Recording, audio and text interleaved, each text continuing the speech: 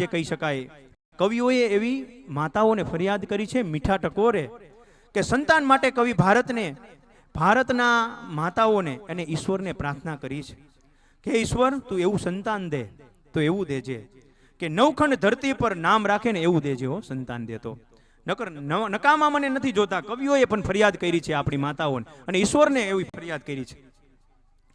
દીકરી જો સંસ્કારી જન્મે ને તો એ દીકરી 3 પખા ઉજળા કરી દે છે. હીરામામા, પિયર, મોસાળ અને સાસરું. આપણા પૂજાબેનને આ લાગુ પડે છે શબ્દો.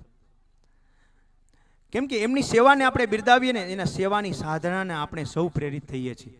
ત્યારે એવા જ દીકરી એટલે કે જેના માધ્યમથી આપણે સૌ અહીં ભેગા થયા છે પૂજાબેનના.